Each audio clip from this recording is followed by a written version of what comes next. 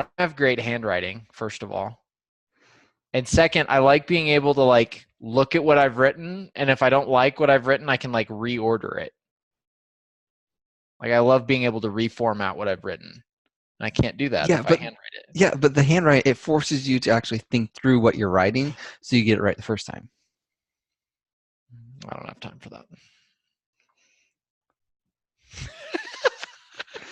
So, okay, I start.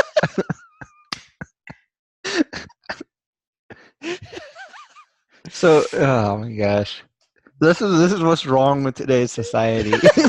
I don't have time to learn cursive. What is cursive? I don't write in cursive. Do you write in cursive? It's like half and half. We need to start this episode. This is too much good content. We got to include this in the podcast. I have been recording, That's true.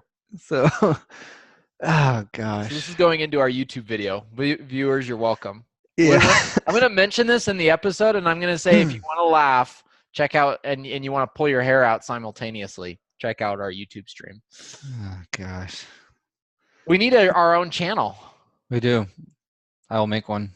I'm going to put my best people on that. Wait, yeah, oh yeah. I see where you're going with that one too. Which brings me to my second point. When are we gonna get a dang virtual assistant? As soon as you get us some revenue. Oh my gosh. Team effort, man. So actually I looked into like RX bars, I looked into Away luggage Okay. and some other places like that, but I emailed Away luggage to see if they would do it, to see what they would do. I had an idea. So like after like I think we should reach out to people like Evernote or like apps that we use that help us with productivity. Like those are the Hmm. type of people that might want to sponsor. Like I'm trying out this time, it's not a time management tool, it's like a time recording tool, so I can record what I'm doing throughout the day, and it is seamless across browsers and apps on my phone and everything, so I can keep track of how much time I'm spending on various activities. It's called Toggle without an E. Toggl. Okay. I've been using it a day, but I like it, and I think it'll be pretty powerful as I move forward. Oh, dang it! Which reminds me, I have a podcast. I didn't start it yet. Oh. Oh, I So know. you've wasted some time. I could have Time gotten is credit for more time. Wait, you can get credit and get more time? Well, like I'm giving myself credit. Like, Mhm. don't like that. All right. But yeah, so I mean, we're gonna be putting this up too, so I don't know. We're gonna have to get used to this video and like what we talk about. But yeah, so I've been journaling too. I started as well. I really Okay, like it.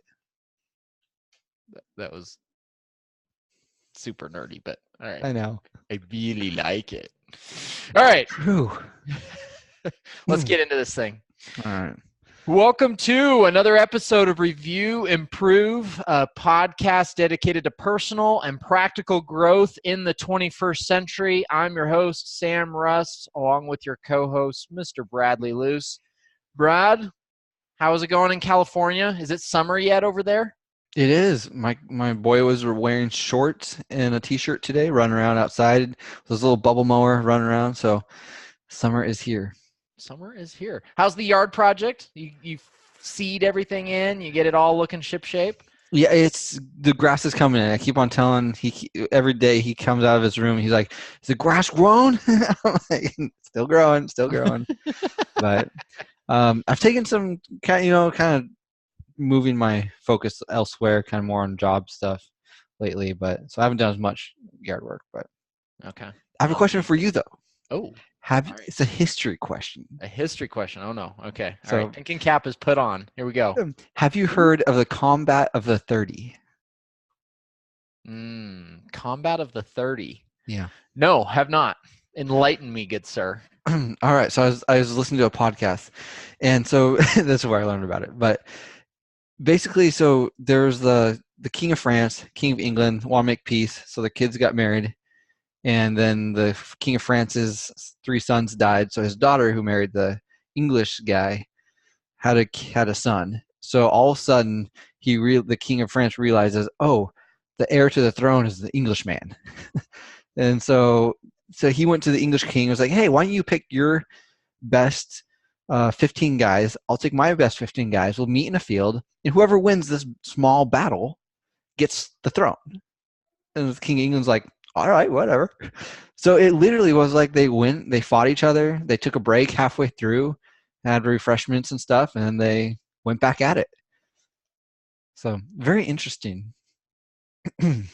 Really? I was gonna see you're typing it up just because you don't really Well, believe me. like that sounds apocryphal almost, but no, you're right. Combat of 30, March 26th.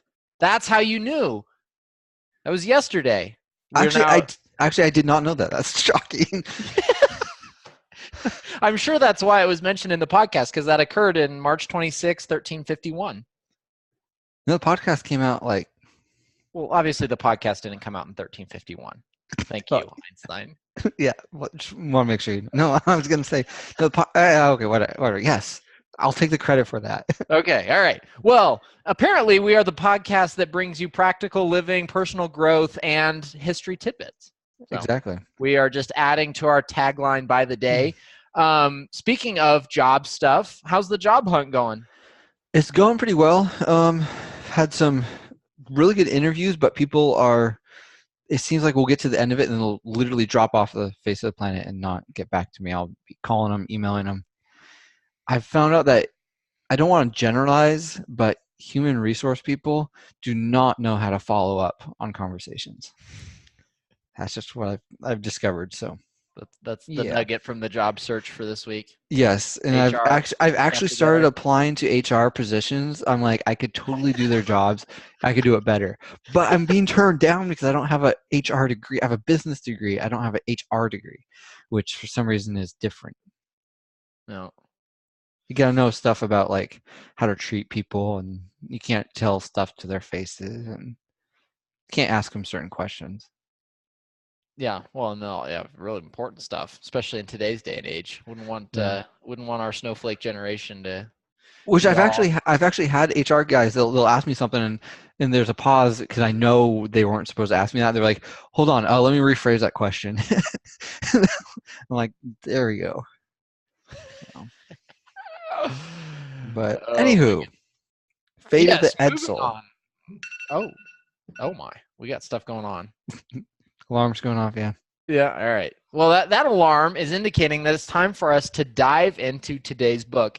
Today's book is a little bit of a shorter book than we normally do, but it's a book that both Brad and I have read over the last year or so, and it's impacted both of us, and we've chosen to dive into it here on the podcast. The Miracle Morning by Hal Elrond. It's a fairly popular book. If you've read much in the way of personal development, or you listen to any podcasts in that genre, you're probably at least vaguely familiar with Hal Elrond and this book. This book has really catapulted into fame, and he's a pretty well-known face on the speaking circuit in the world. So this book was written back in like 2014. We picked this book, or I picked this book to read personally because I had so many people that I respect recommend it. A lot of people that I know and respect were saying how this book had changed their life, changed their outlook on mornings, changed their outlook on productivity. I am not, full confession, a great morning person. I don't consider myself a horrible morning person, but I'm not a great morning person. And so I resisted reading this book because I didn't want to get convicted. Which is probably not the right way to look at life. You know, when you're worried that you're going to have to change your life once you gather some information, so you postpone gathering that information, it's probably not the right way to look at it. So, anyways, I digress. Brad, what intrigued you about the book, just out of curiosity? So, I'm very prideful, unfortunately, in some ways, that I am a morning person. Like, I love the mornings. So this book really attracted me, or at least the title attracted me, because I've always thought of myself as a morning person. But I remember my late teens and early 20s, I would literally go to bed around like 9 p.m. and my friends would be like shocked and giving me a hard time, like, come on, let's play more Xbox and stuff. But I'd be like, nope, got early morning, got stuff to do, gotta go to bed. But I mean, mornings are a unique time, and I really what really stood out to me in this book is he really takes time to speak about how mornings are the only time you'll be able to focus with most clarity about what you want and what you are doing.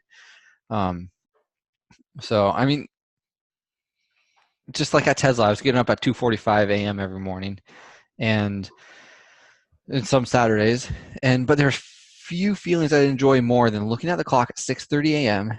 and usually because I'm checking the stock market, what's it doing, what's it opening at, and thinking, wow, I have done so much, and the day is just now starting. Yeah. So it's like the best feeling ever. All three of our listeners just are completely weirded out that a 15-year-old would go to bed at 9 so that he could get up early and be productive in the morning. So thank you for giving us that image. I think one of our listeners are one of those guys, so it's only 2 people are just Fair enough.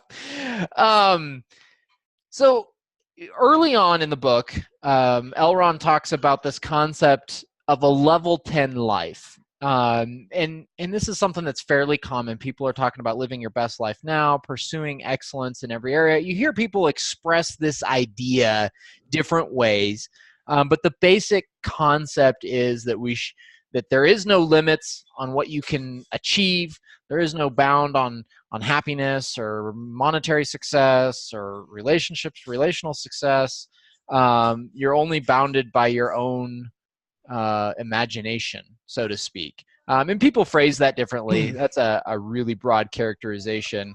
But I'm curious, Brad, as you think about that concept, both from this book and Hal's unique perspective and some of the other books that we've read, do you agree with the concept of the level 10 life? Where do you come down on that? I agree with the idea kind of that we need to be living the best we can in all areas of our lives. We need to be striving for kind of like we talked with Rich Dad Poor Dad, being a good steward of everything that we are and are doing. But I probably don't really agree with all the root reasoning behind it. Like, I don't know, it seems a little guru-ish to me. Well, and yeah, I'm sorry to cut in on you, Brad, but I think part of the problem, and you struck at it there, is the root. And to me, the problem is that there really is no root. A lot of people today are trying to sell happiness as the ultimate pursuit. I think that most people would say that the point of life is some derivative of trying to find happiness. Happiness is a really funny thing. The harder you run after it, the harder it is to really get, I think. And I think that's borne out by what we see in society around us. And the one place that you're not going to find happiness, I don't believe, is by looking within yourself. If you chase those really idols that you set up within yourself to go chase, whether that be money or fame or power or whatever else you have at the top of your bucket list, you're inevitably going to be disappointed. And I think, both you and I, Brad, as Christians, sharing a common worldview, our happiness is based on something external to who we are. And I think the people that are truly happy are those who have surrendered their life to a cause greater than themselves. And ultimately that can only be found in a relationship with Jesus Christ, I believe. So I wanted to share that. I know generally we stay in the personal development realm, but I think that this concept, we've touched on it enough that I felt obligated to bring up both Brad and my convictions on where happiness is found. We touch on that a lot, and I just wanted to hit that one straight on in today's episode. Yeah, thank you, Sam. Yeah, that's exactly. No matter what we do on the inside, we'll never make it because we're already short. There's no way we can do it on our own. But I mean, looking at just like Facebook and Instagram, people make money off making their lives look successful, quote unquote, so others will want to do and be more. And it's just about the sheer amount of counterfeits and mock-ups that are on social media platforms to make people look like they're quote unquote living their best life. You can see it's just that people make money off, I don't know, jealousy, just trying to make people think, oh, I thought I was doing good, but now I see this person. Now I don't think I'm doing the best I can. Well, maybe they are doing the best they can. It's just this always, I don't know, trying to get to that next level, and you'll never get there unless you have Jesus Christ, and then you will reach there eventually, but not on your own power. Yeah. So with that being said, though, and you touched on this in your initial answer, Brad, I do think that it's important to be a good steward and to pursue excellence, which would be how I would phrase a level 10 life, pursuing excellence in every area of your life. That's why we do this podcast. I think we say this quite often, but we're trying to pursue excellence in our oral communication skills and our ability to read, disseminate information, and then share it with you, our listeners, in a hopefully enjoyable format. So the concept, I think, in some of the roots of it, or the lack of roots, is a little bit flawed, I would say, in Miracle Morning. But having said that, I think that there's a lot that we can still pull from the book, and there is a lot of importance in living life well. So kind of taking that and moving one step down the trail, more specifically into the book itself, throughout the book, and especially at the beginning, Hal continually mentions the importance of personal development. In fact, he calls it the supreme importance of personal development. One of the quotes in the book that I really loved was, "Our levels of success will rarely exceed our level of personal development, because success is something we attract by who we become." What were your thoughts on that section in the book, and in personal development in general, Brad? So I can't remember who said it, but there's a quote which I've always really liked, and I used to say this often. I should probably say it more.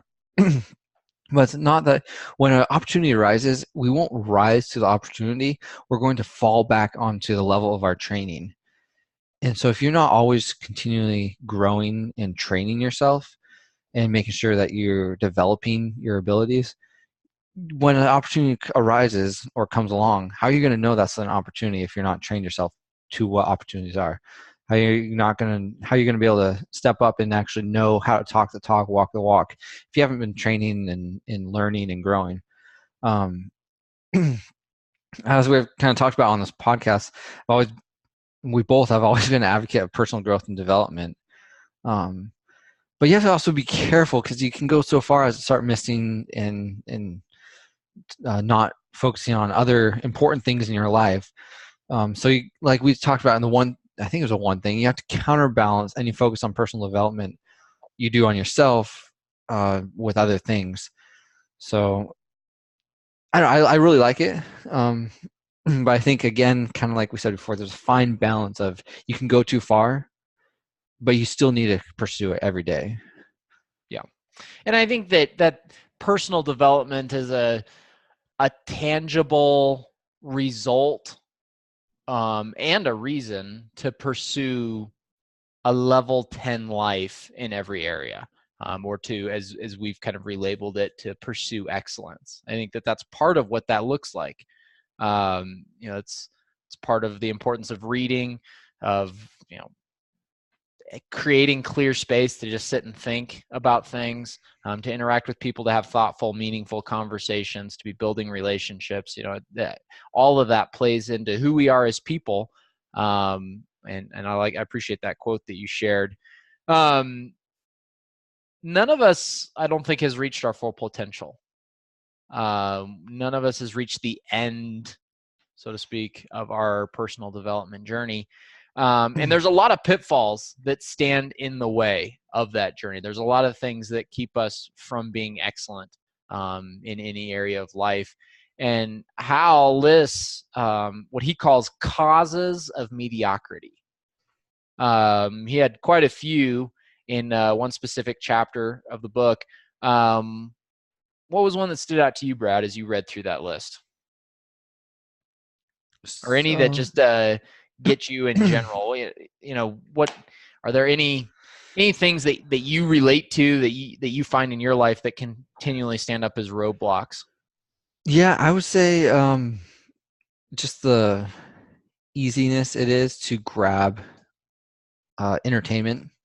it's always at our fingertips these days. And I think in today's world, it's easier for someone to spend time on personal development in the areas of like workouts, human interactions, and things like that, because you can go to the gym, work out, and still be entertained by listening to music, a podcast, watching TV while on the treadmill, stuff like that. But the one area that is hard, and we see this result of this everywhere, from the use of money in today's world to the lack of willingness to listen to the whole story, such as in politics, where people just are badgering each other on both sides. The areas that is most difficult is the mind, because of the entertainment in today's world. At least from where I stand, my beliefs, it's the entertainment. I'm sure this has always kind of been the way in some way or fashion, but with the amount of sheer time wasting devices that we have at our fingertips these days, it's just serving to force the mind to less and less thought and consideration of what is going on and how to articulate our own thoughts through what we learn each day. I don't want to blanket sweep all of humanity, but especially here in America, though, I mean, just the amount. I mean, you have your computers, your tablets, your phones, your watches.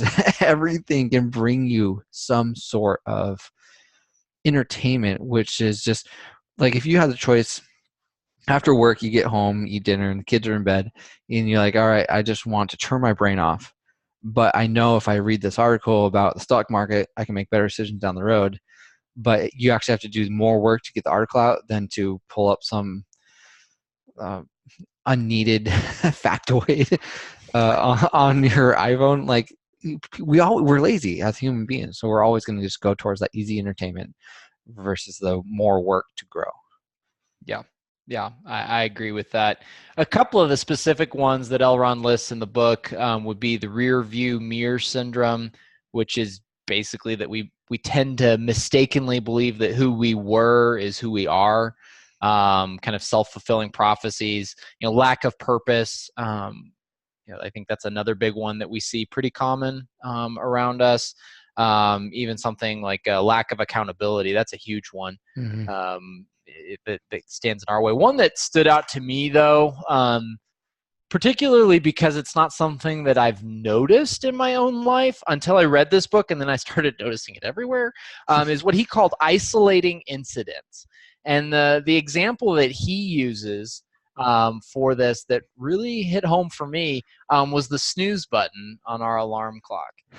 He says we have a tendency to isolate poor decisions and say, well, that was at that unique time and place, and that didn't affect any other outcome.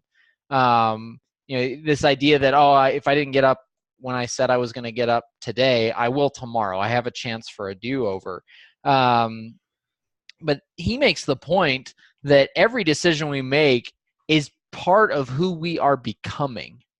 We're programming our brain to make decisions, and are we going to follow through on those decisions, or are we going to excuse away poor decisions, or making decisions that are contrary to what we know to be right in the moment? And when I say right, not necessarily in a moralistic sense, but just in a what we had predetermined we wanted to do the night before.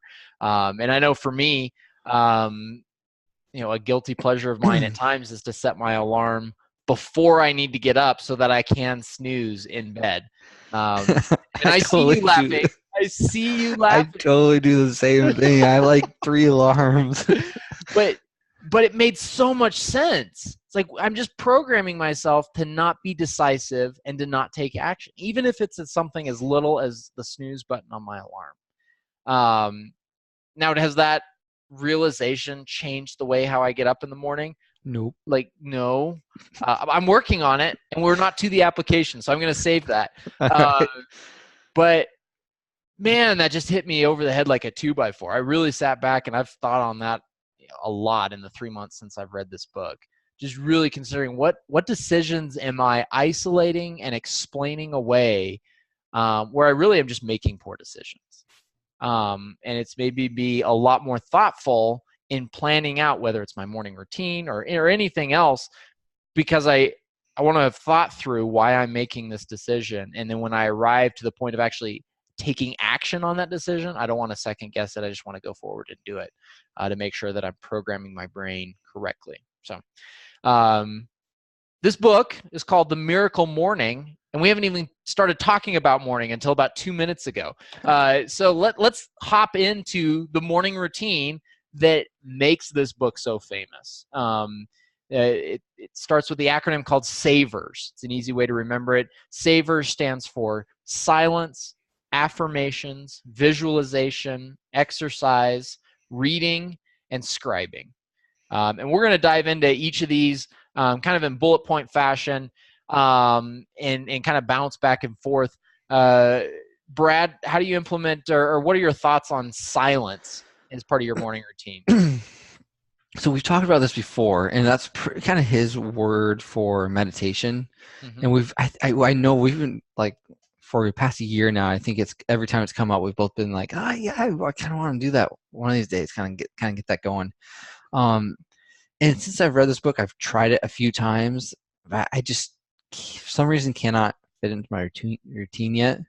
As much as I see the benefits for it. So I'm working on it, but I think it's, especially as believers, I think we can really use that time to kind of meditate and think about the truths God's given us, as well as just kind of like, all right, I'm not going to let the stress get to me yet. This is the first part of the day. I'm not going to start out the day stressed and uptight. So by the time I get to bed, I have a knot in my back. I'm going to sit here. I'm going to relax. I'm going to, I don't know, enjoy the birds outside the window, the rain on the window, whatever it is, just be in the moment. And I like that. I like it because I'm just thinking through my daily routine. There's not really very many moments where I'm actually trying to live in the moment as much as I want to. Yeah, I would agree. And I think using that time, like you mentioned, to meditate on the promises of God, the truth that has been shared with us, I think that's important. And there's a concept in Christianity about giving the first fruits to God. And I think there's something symbolic and also real about giving the first part of your day over to considering those things. So moving on to affirmations, for Hal, that looks more like just speaking what he would say is truths for himself, affirming. It could be who you are as a person, things that you have done, your own personal value. A quote that he used from Muhammad Ali is, "It's the repetition of affirmations that leads to belief. Once that belief becomes a deep conviction, things begin to happen." Again, I think what he's saying has value. I think there is value in affirmations. I think that I personally do not want to be led astray by affirming my own greatness. And I know, and again, bringing this back to what we believe in, Brad, there's many promises made about who I am as a child of God. And so I have used this section of my morning routine to just look up those promises. I have a bunch of them written down, and just recite those. It's external from me. It's not me foisting my own expectations or my own thoughts of success, but it's letting ultimately God define who I am and what my level of success looks like. So that's how I've implemented that into my morning routine. I like it. And I have very similar thought process and very similar way of doing it, except for, so in the book he says like, hey, switch up the savers as you need it. So like customize it for what you do. And so for me, it works really well to start my very first thing I do after, and we can talk about like how we get up and how we actually wake ourselves up here in a few minutes. But so the very first thing of the savers I do is reading. So I read through, I have a daily devotion I go through, and then I do my Bible, read through my Bible. So then I move on to affirmations, and I'll pray through the truths I read in the scripture just a few minutes before. So that's what I do. So it's very similar to you, except for mine kind of slightly changes what I affirm each day. So yeah, very similar. Moving into visualization, I've really enjoyed this one. Have you incorporated this into your daily routine, Brad? I haven't really. Shame on you. Well, I'm going to take it then if you haven't. Hold on. Oh, Okay. Well, he has words, folks. He has So words. Listen I've up. already kind of been doing this in a sense. So back, if you guys remember back, just don't shake your head. So back when we did our 2019 goals, I think it was that one where I said, hey, I have my goal list on my phone, but I switched it from my phone because I couldn't fit everything on there. I know, but because I put the document landscape and I put 3 columns, 10-year, 5-year, 1 year, and then I made it the background of my computer. So every single day as I'm working on my computer, I see this all day long. I see different, as my windows are moving around, my browser's moving around, I see my goals. So that's kind of my visualization. So rather than just doing it just in the morning, I do it all day long. And I think that goes back to it. Honestly, I can't remember what book it was, but it says like write down your goals and put it on your mirror, put it in areas of the house you'll see it all the time.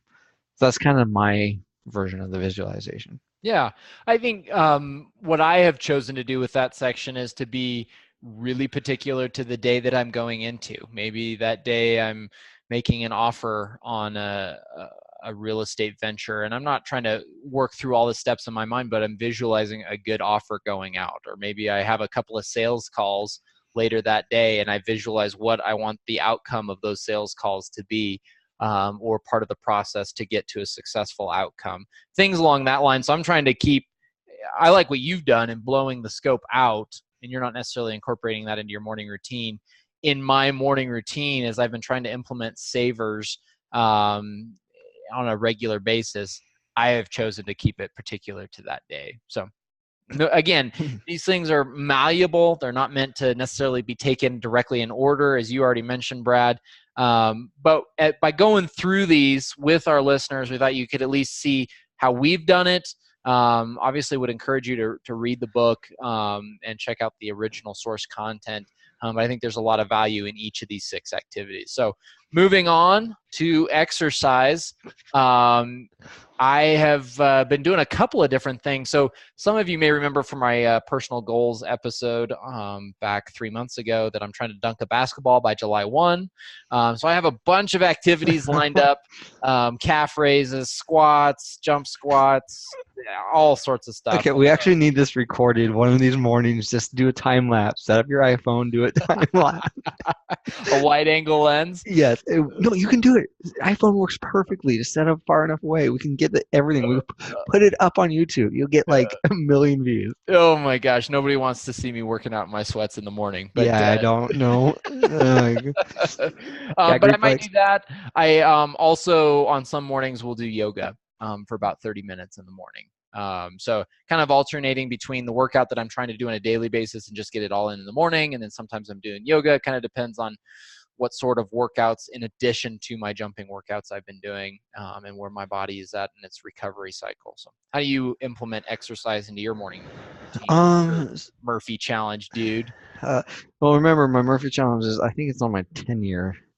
So yeah, it is on I my think 10-year. you're going to need to pull that in. We're doing some fitness books coming up, folks. Just like a sneak tease. And we're going to convict Mr. Bradley Luce to start working on his fitness now and not push it out into his 10-year horizon. He's going to be like no. I'm doing what? Your kids are older than mine. We're not talking about me. We're talking about you. Come on now. So that's for the Murphy challenge. Yes. No. So I've been doing the. Have you heard of the app, the 7-minute workout? It's an app. Yeah. So I've been trying to implement that. I don't always get the full 7 minutes, which is sad if you think about it. But I get most of it. So Brad in his mornings gets most of a 7-minute workout some of the time. All right. Moving on. Real fast. So we didn't say about how long the whole Saviors process works. Is it, or how long it takes? Like I know, so in the book he says that customize it, make it fit your morning.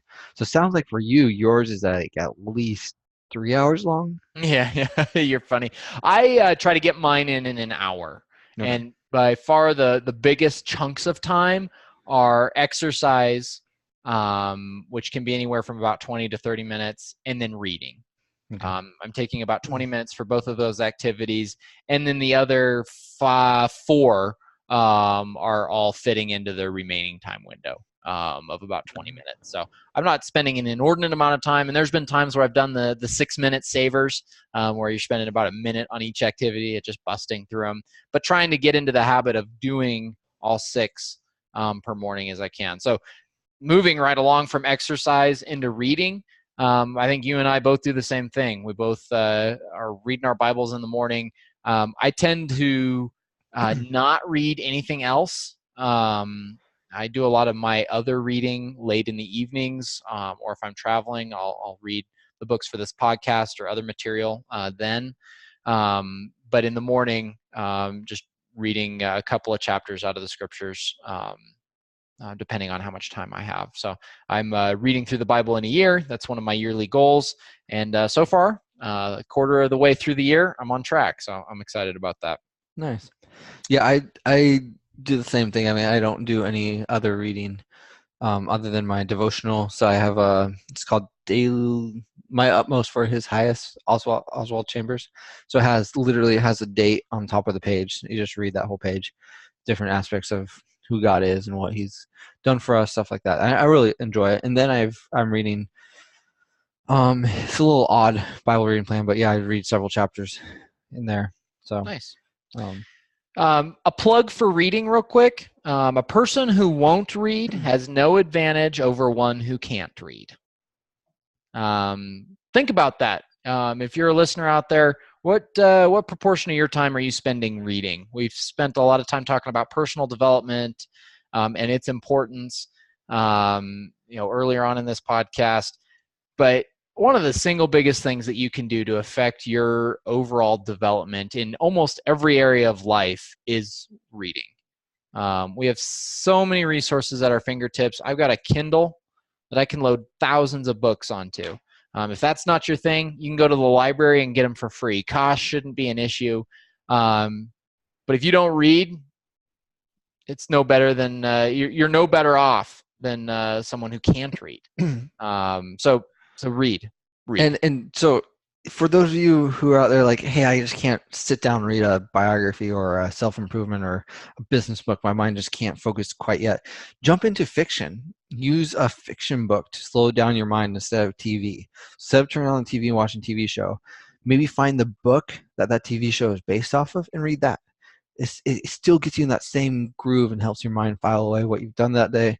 Kind of learn new things, visualize what you're reading, and kind of get your imagination working that way. So you don't have to immediately jump into the heavy duty stock market analysis for the past 50 years plus the next 20 years. Just get an easy, simple fiction book.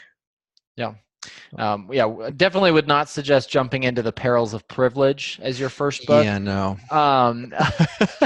Maybe save that one down the road. But yeah, it obviously it matters what you read in the long term. But if you haven't built the habit of reading, just start with what you enjoy the most, and it'll grow from there. But the mind is like a muscle; you got to train it, and you've got to reconfigure its taste if you haven't been reading. So, call to action. Audience, read. It's important. I wish I had time to do it more. I want to do it more. I'm slowly ratcheting up the number of books that I'm trying to read per quarter. And it's just been hugely beneficial in my life. Have you thought about doing what Bill Gates does and takes off 1 week? I think he does it for at least 1 week every year where he does nothing but read. I have thought about that. Yep. If I ever work for myself, I'm pretty committed to doing that. Yeah, same here. I'm like, I don't know. How amazing does that sound to just like go somewhere, even stay home, and just all you do is read? So I know you're not a coffee guy, but for me, it just sounds like amazing. Just be, all right, for the first half of the day, it's going to be regular coffee, switch to decaf in the afternoon. The caffeine from the 4 cups in the morning is just going to carry me over, but just sounds amazing. Drinking like a Brazilian roast. All day. Oh. I'll take your word that is Kenyan, Ethiopian. Oh my gosh. Sumatran? Is that a thing? It is. Good job. Oh, yes. All right. More awesome. Earthy and nutty. They were earthy and nutty. Moving on. So we talked about reading. The S in savers, the last S is scribing. And for anybody who knows me personally, you know that growing up, probably the subject that got me in the most trouble over all subjects. I was homeschooled growing up, so my mom and dad were teacher principal. The one that got me in the most trouble was journaling, which is what scribing is. My mom bought me a journal. It was a gift, I think, for my 11th birthday. She's like, "You get to keep a journal." I was like, "I don't want to keep a journal." You have to keep a journal. It quickly went from you get to you have to. And there is a lot of rebellion in the 3 pages of that journal that I eventually filled in. Hey, at least mine got to like 17 pages, so I am feeling good in this aspect right now. Yes, yeah, man, crazy. But I will tell you, over the last 2 years, a lot has changed in my life personally. I've had 2 more daughters. You've started this podcast, started a real estate investing business, have become a deacon in my church. Just all these different activities have come into my life that have all been greatly beneficial, I believe. And I think that they've been used to grow me and to mold me into the person I am today and the person I will be tomorrow. But I've wanted to keep track of the growth that happens. And I want to be able to look back at what I was thinking at a certain point in time and be able to see that growth more tangibly. I can feel the growth happening, but I can't always point to it and say, that's where I grew. And so even before reading this book, I've been motivated to start journaling, and I have started journaling, although online, not on paper. Sorry, Brad. Tisk. Oh my goodness, the scorn is thick. But it is. Yeah. Really So is. for those of you who knew me, I am journaling now. I can't believe I'm saying that. I can't believe that it's actually happening. I'm still working on making that a consistent part of my daily routine. I am not there. I'm not where I want to be yet, but I have started. And I'm looking forward to seeing how I grow through that process and how I can track my growth, honestly. So do you want me to challenge you anything further on that, or do you just want to leave it as is? I just want you to share what you do. Don't convict me on anything yet. So yeah, so I have actually this book really got. So I've reading books for the past 3 years, really, as I started getting into this growth business kind of mindset. Is I've heard so much about journaling and how many people recommend it, and I've always come up with lots of excuses why I don't journal and why I won't and shouldn't. You don't want to see these thoughts and things like that. But the more I learn and hear about it, the more I think like, yeah, that's going to be super helpful, and I probably should do it. So after reading this Morning Miracle book, I'm like, all right, I'm going to make this happen. And so I bought what was called the 5-minute journal. It's a prompted journal. So let me pull it down here so I can actually give an example. So it has like a quote at the top, and then you're supposed to write down 3 things you're grateful for, 3 things that would make today great, and then 2 daily affirmations like I am, and then you can fill in the blank. That's in the morning. So super quick, easy, but it gets you focused on the right things, helps you kind of focus on the positive things, and kind of help you focus on what you need to do that day. And actually, like, hey, if I get these three things done, it's actually going to be a good day. Then at night, you're supposed to write down 3 amazing things that happened today, and then 2 things of what 2 things, if I had done it, would have made today even better. So, and honestly, I love it. It's been super helpful. And so here's where I was going to try and convict you, Sam. You might just let it run off your back like a water on duck. Is it has a date at the top of each page that you put in the date. And so if you miss some days, you'll see where you last did it and realize, oh, I let 3 days go by and I haven't picked it up. So plus it's handwriting, so it really actually gets you really thinking. It's not just like autopilot typing. And so yeah. Okay. All right. Well, I'll take it under advisement, and I sense a Christmas gift in the near future. Really? I didn't know we did those. Well, there's a first for everything, Brad. Is there? Oh man. So overall, we dove into the savers pretty deeply, but I think there's a lot of value in each of those practices. Obviously, Brad and I have taken them and we've modified them pretty heavily. And we're not advocating that you do exactly what we've done. But the importance is each of these 6 things are, proven ways to grow personally. And if you can start your day out successfully by integrating 1, 2, or even all 6 of these methods, it's a great way to groove success into your days. And I think that's really an important point that's woven through the entire book.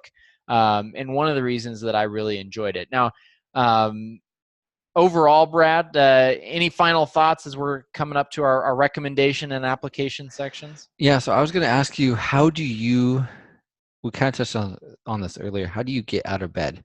When your alarm goes off, how do you get up? How do you actually get yourself conscious enough to actually start reading, remembering what you read, and going through the savers? I know, I think a lot of people are going to be sitting here and be like, yeah, that's great and everything, but I can't even open my eyes when an alarm goes off. I just fumble around, hit it with my fist. Yeah. For me, I make it a point. Our bedroom is in the upstairs, so I come down the stairs. The first thing I do as soon as my alarm goes off, if I'm really implementing the miracle morning, I turn off my alarm, jump out of bed, go into the bathroom, brush my teeth. That's the first thing I do. And then as soon as I'm done brushing my teeth, I have the night before filled a big 16-ounce glass of water, and I chug the whole thing. Nice. That's gonna be cold. And that has proven to get me rolling. Okay. I wondered if starting with meditation would make me want to go back to sleep. But honestly, if I start by brushing my teeth and then drinking that big tall glass of water all at one go, I find that I'm wide awake and ready and able to focus. But it's also nice because I'm not so awake and not so engaged into my day that my mind is full of a ton of things. So it allows me, I'm at like that perfect zone where I'm definitely awake. I'm not going back to sleep, but I'm not filled up with other things yet. And so I can clear my mind and focus on the task at hand, which I enjoy. Okay. Cool. How about you? Yeah, so I very similar, but I go and drink the water first. So I get up, I go drink the water, and then I turn on we have like a fan that I can turn on for our HVAC in our house, and it literally right on our couch, it blows cold air. I'll be sitting there and like if I put on like a flannel. Bring back You the love your flannel. jacket. Yeah, I know. Ugh. But this is getting weird. But yeah, so I'll get up, my alarm will go off, I turn it off, I get up, I go drink the water, and then I sit down with the air going, and I just start on my day. I have to say, so there's a thing that I read once that Navy SEALs will do is they'll fill a bowl full of ice, put it in the fridge, and then when you get up in the morning, it'll kind of be like a bowl of ice and super cold water, and you just plunge your face into it, and it's supposed to like wake you up super fast. So I have to say I have tried that. It does not work as good as they say. Because then you're just wet, cold, miserable, and want to go back to bed. I feel like I would just be super annoyed. And I'd also feel like I had eaten my frog for the day and that now I can go back to bed. I need to reward myself. 20 more minutes. Oh, gosh. Awesome. Brad, would you recommend this book and why? Yes, I would. And no, I wouldn't. I guess that's one of those other ones. So I really like it. So anyone who wants to step up their morning game or actually wants to start a morning routine, yeah, read it. But I thought that the book could be condensed. It was very guru-ish. So I thought it could be like sometimes you just repeat and repeat and repeat. And so I thought it could be condensed. So if someone who wants like something short, easy, quick, like, hey, all right, give me the main facts. I don't want to read I can't remember how many pages it was, 200-page book on morning routines. It might not be the book for them. They might find some other ones that are a little better for them. But if they want just a simple, hey, this is how you get up, a good way to get up in the morning. This is some good things to start your routine on. Yeah, great. I'd highly recommend it. Yeah, I liked the content of the book. I think we landed in very similar places, Brad. I really liked the content in the book. The content was stretched, honestly. Yeah. I think my copy that I had was like 130 pages.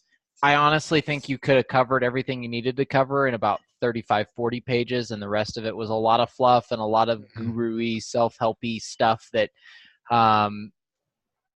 I could have done without, honestly. Having said that, the content is excellent. And it's an easy read. It's not a hard read. Even at 130 pages, it's really not bad. And so if you are looking for ideas on how to start a morning routine, what your morning routine should consist of, how to resist the snooze button, all those sorts of things, I think you would enjoy this book, and it's not a big commitment. So I would recommend with reservations. There we go. That's a good way of putting it. At advance notice. So let's move to application. Brad, application for Miracle Morning. Yeah, so 2 things. So I started getting up earlier than my usual non-work, when I don't have to go to work, get up hour. And then I've also started journaling. So those 2 things. So okay. So mine is both a little bit more broad and a little bit more specific, and I thought we could make this a recurring segment on the show for our next couple of shows, but I'm going to implement a morning routine daily, and when I say daily, I mean 5 times a week, that implements most, if not all, of these elements, and I'm going to follow through for the next 30 days. So as part of that, I'm overcoming an obstacle, a mediocrity obstacle, and I'm going to ask you, Brad, to be my accountability on this and our listeners. So you get to ask me on this podcast how I'm doing, and I have to give you a running tally.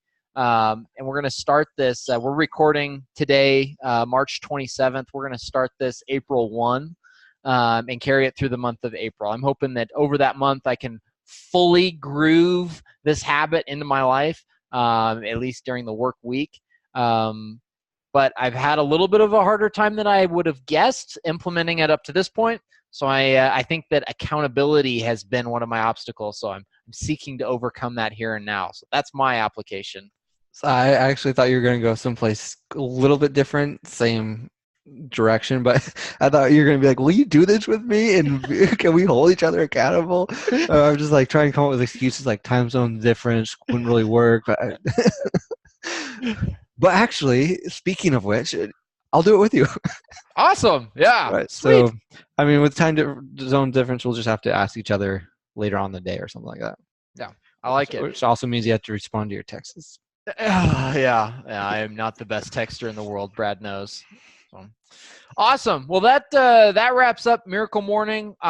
We are going to follow through, apparently, on this accountability challenge, and we're going to share with you, our listeners, how we're doing and how that morphs. We may even do a follow-up episode. I really do believe that having a good morning routine is vital to having excellence in every area of life. Obviously you got to carry that through into your late mornings and into your early afternoons and into your evenings, but our day starts in the morning. And so let's start off on the best note that we can. And Brad and I are going to take the month of April and commit to having a morning routine daily. So about that. What time do you get up? What time do you start your routine? I am going to start my routine at 6. Okay. So not as early as you, but yeah, we're gonna work on it. So Brad and I will talk offline about defining some of the rules of engagement, and then we'll share those with you in a future episode. Brad and I just recently started looking at our list of books and adding a bunch, actually. I'm really excited about our new list of books that we're going to be going through. About 4 months ago, we went through and listed about 20 of them, and we worked our way through almost all of them. And so we're going to be going in a couple of new directions. It is wild. I was looking back at how big our list is of books we've already done. Not to pat ourselves on the back, but it's kind of cool to look back and go, remember each of the things you liked in each of the books we've read. So moving into the future, we're going to be pulling from a couple of different genres. And our next book is one that has been on my list for a little while now. It's called Patton, The Man Behind the Legend, by Martin Blumenson. It's a biography of George Patton. If you've listened to this podcast at all, you know that I have an affinity for massive action and for George Patton quotes. Man, what a colorful character. So I got to pick our next book, and I made the executive call that this is the direction we're headed. So I'm really looking forward to it. I think Brad's excited as well. Looking forward to sharing insights from Patton's life with you, our listeners, in a future episode. So, Yeah. With I that, mean, I'm very glad that you chose the 300-page book, not the 1,000-page book. yeah, I had nearly picked an 1,100-page book before I realized it was 1,100 pages, and I'll yeah. do it if you do it, but I just don't think you can do it. There's a few other things that are demanding that level of attention in my life. I don't think I can commit to get 1,100 pages in 2 weeks. So, Yeah. but with that, really appreciate you tuning in to today's episode. As always, feel free to leave us feedback on various platforms. Both Brad and I are active on most social media platforms: LinkedIn, Twitter, Facebook, Instagram. Hit us up on any of those. And if you've enjoyed today's podcast, please leave us a rating or review on Spotify, iTunes, and wherever else you've downloaded this podcast. We enjoy our international listening audience, and shout out to those of you who are listening from the UK. Our numbers there have been ticking up actually pretty substantially over the last couple of months. So that's been fun. We appreciate you tuning in, and good luck with Brexit over there. Yeah, but actually, it's both like UK and Australia are very high on the list. So all of you on Land Down Under as well. Thank you. Awesome. Well, with that, I am your host, Sam Rust, signing off. Catch you guys later.